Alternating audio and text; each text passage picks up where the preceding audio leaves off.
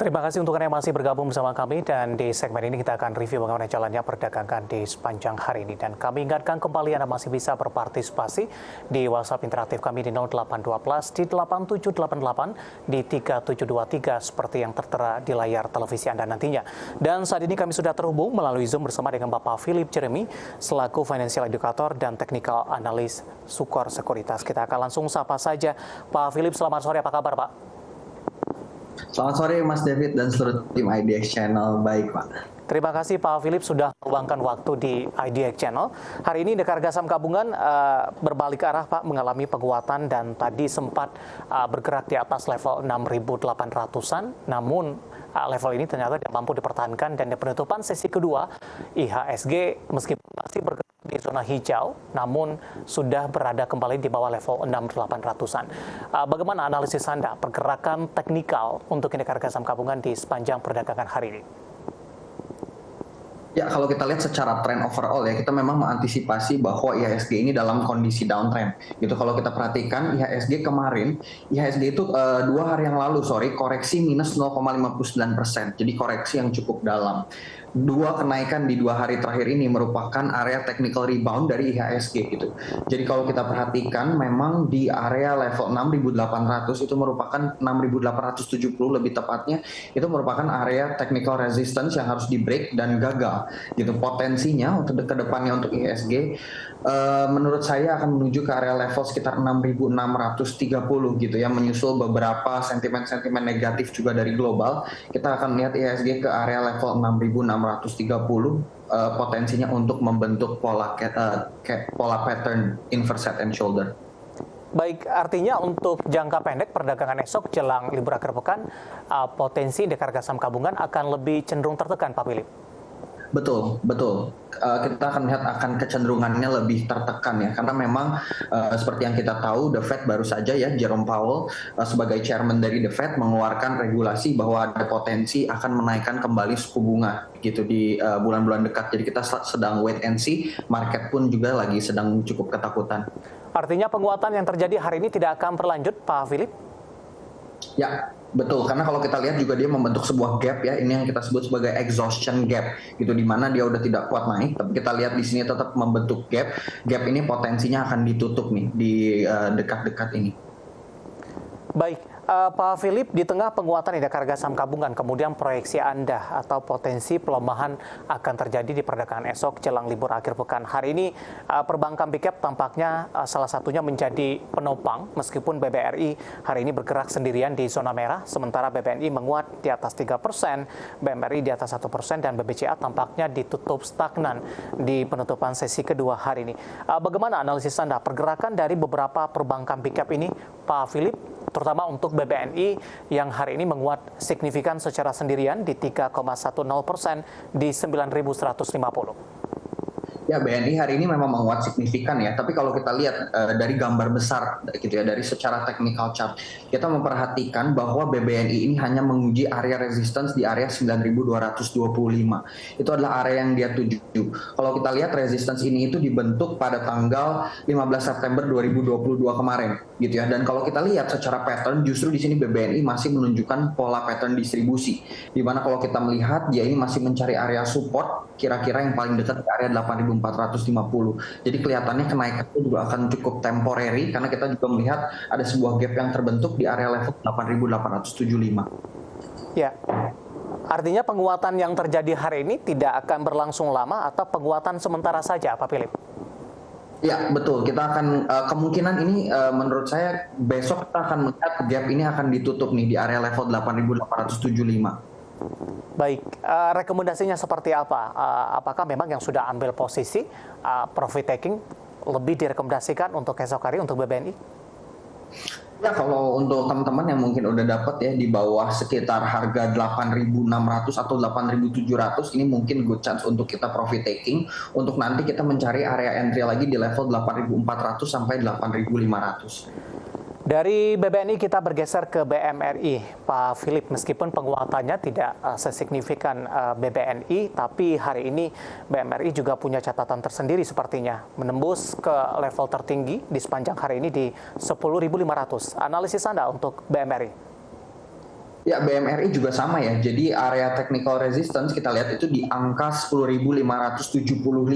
Di sini sudah masih ada potensi kenaikan sedikit ke sekitar level 10.875, di mana itu menjadi area pucuk dari si BMRI ini yang dibentuk pada tanggal 6 Desember gitu ya. Jadi kelihatannya dia akan ada potensi sedikit untuk rally, namun saya tidak melihat BMRI ini akan lanjut di atas area level 11.000.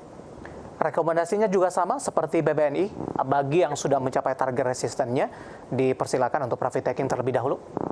Ya, betul. Jadi area profit taking menurut saya yang aman level 10.600. Nanti kita akan mulai mencari area beli lagi di bawah 10.000, kemungkinan di 9.775. Kecenderungannya BMRI akan lanjutan penguatan terlebih dahulu untuk pembukaan sesi pertama esok pagi, Pak Philip, ke 10.600 atau memang 10.450 hari ini tampaknya penguatannya tidak akan berlanjut untuk esok hari.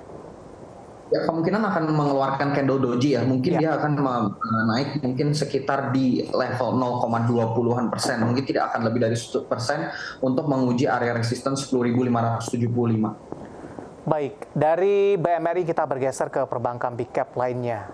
Kita ke BBCA terlebih dahulu. Hari ini justru ditutup flat ini di 8575. Tadi sempat bergerak ke 8650. Pak Philip, analisis Anda dan rekomendasi untuk BBCA.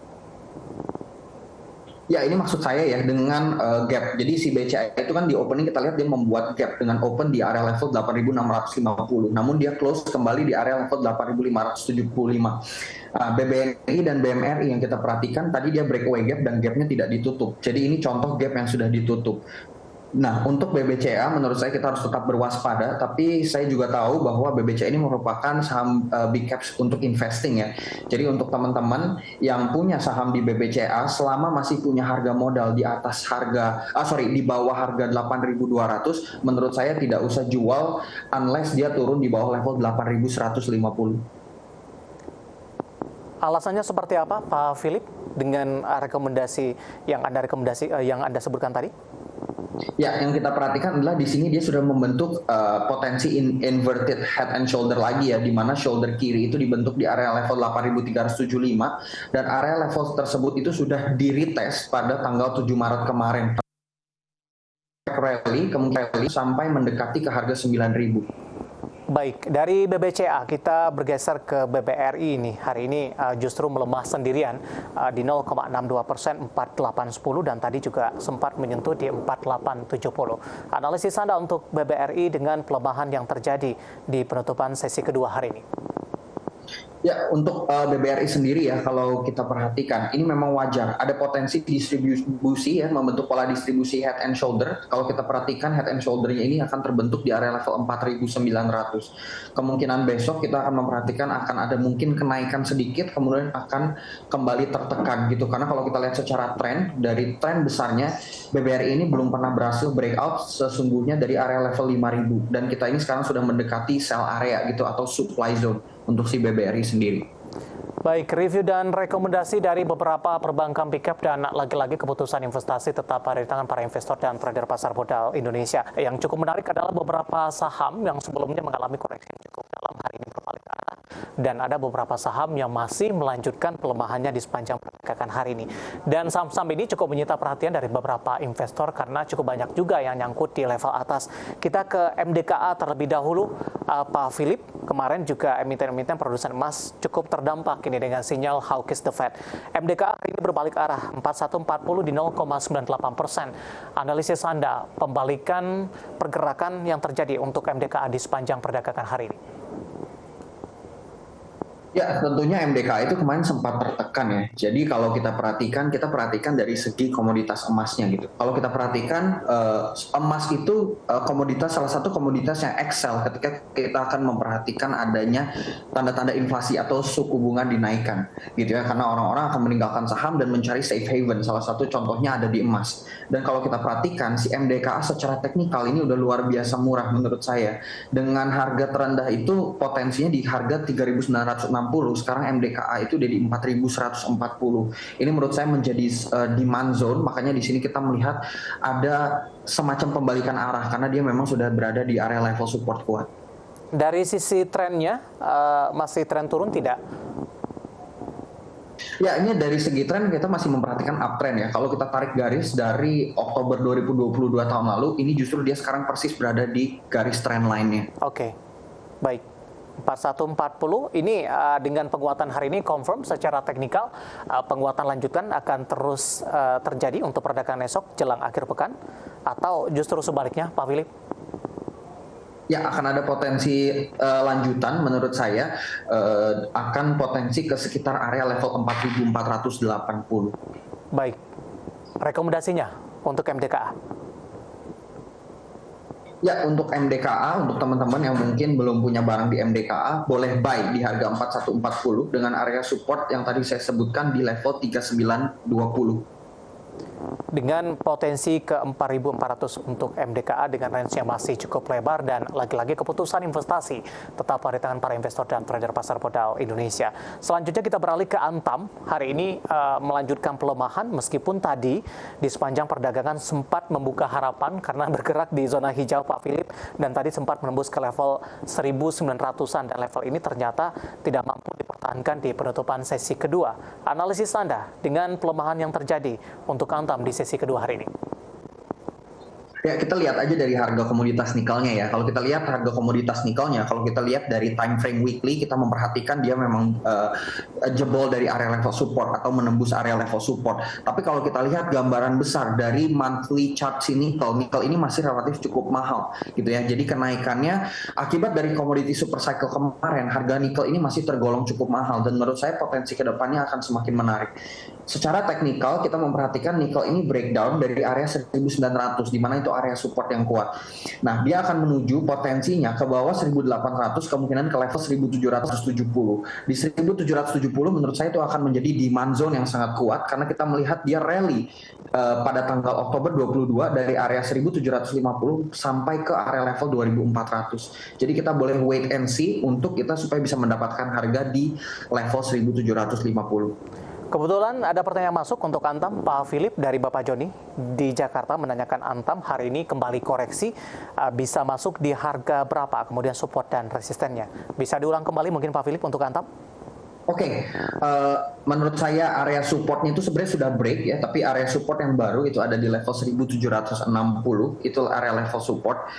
Dan kemudian area resistance menurut saya yang harus di break, ada yang pertama level 2085, kemudian level 2225. Baik, analisis untuk Antam dan sekaligus menjawab pertanyaan Bapak Doni di Jakarta yang sudah berpartisipasi di Wasrina Inspiratif kami. Pak Philip, kita hold terlebih dahulu, kita akan coba lihat saham-saham pilihan apa saja yang Anda rekomendasikan, terutama untuk perdagangan esok hari jelang libur akhir pekan dan mungkin saja bisa menjadi salah satu referensi untuk Anda.